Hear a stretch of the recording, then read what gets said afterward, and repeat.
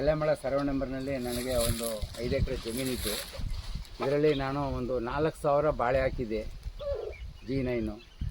ಇದರಲ್ಲಿ ಕಟಾವಿಗೆ ಬಂದ ಸಮಯದಲ್ಲಿ ಸರಿಯಾದ ರೀತಿಯಲ್ಲಿ ನಮಗೆ ಬೆಳೆ ಇಲ್ಲದಿರೋದ್ರಿಂದ ನಮಗೆ ಕೈಗೆ ಬಂದು ಬಾಯಿಗೆ ಬರೋಂಥ ಸಮಯದಲ್ಲಿ ನಮಗೆ 1 ರೂಪಾಯಿನೂ ಇಲ್ಲದೆ ನಾನು ಒಂದು 4 ರಿಂದ 5 ಲಕ್ಷ ರೂಪಾಯಿ ಖರ್ಚು ಮಾಡಿದ್ದೀನಿ. ಆದರೆ ನನಗೆ 1 ರೂಪಾಯಿನೂ ಕೈ ಸೇರ್ತಾ ಇಲ್ಲ.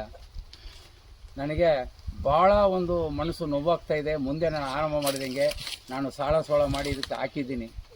ಇದರಲ್ಲಿ ನಾನು 1 ರೂಪಾಯಿನೂ ಆದಿಕ ಇಲ್ಲದೆ ಇವತ್ತು ನಾನು ಇದನ್ನು ಲೊಟ ಹೊಡೆದು ಮಣ್ಣು ಮುಚ್ಚಬೇಕಾದಂಥ ಪರಿಸ್ಥಿತಿ ನನಗೆ ಬಂದ್ಬಿಟ್ಟಿದೆ.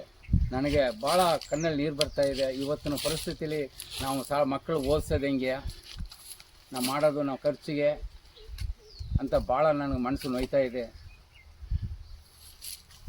ಈಗ ನಮಗೆ ಶುದ್ಧವಾದಂಥ ಬೆಳೆ ಇಲ್ಲ, ಆ ಬೆಳೆದಂಥ ಬೆಳೆಗೆ ಶುದ್ಧವಾದಂಥ ರೇಟ್ ಇಲ್ಲ.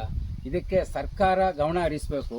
ಸಂಬಂಧಪಟ್ಟ ಜಿಲ್ಲಾಡಳಿತ, ಕೃಷಿ ಸಚಿವರು ಇದನ್ನು ಭಾಳ ಒಂದು ಗಮನದಲ್ಲಿ ಇಟ್ಕೊಂಡು ರೈತನ ಇವತ್ತು ಆತ್ಮಹತ್ಯೆ ಮಾಡ್ಕೊಳ್ಳೋ ಪರಿಸ್ಥಿತಿನಲ್ಲಿ ನಾವು ಇದ್ದೀವಿ. ಇವತ್ತು ಮುಂದೆ ನಾವು ಏನು ಮಾಡೋದಂಥ ದಿಕ್ಕು ದಯ ತೋರಿಸದೆ ನಾವು ಅನಾಥರಾಗಿ ನಿಂತಿದ್ದೀವಿ. ಇದನ್ನು ಒಂದು ನಿಗದಿ ಬೆಳೆ ಮಾಡಿ ಲಾಸ್ ಆಗದಿರೋ ಮಟ್ಟಿಗೆ ನನ್ನಂಥ ರೈತನಿಗೆ ಎಲ್ರಿಗೂ ಒಂದು ಸಹಕಾರ ಕೊಡಬೇಕಂತ ಈ ಸರ್ಕಾರವನ್ನು ಮನವಿ ಮಾಡ್ತೀನಿ.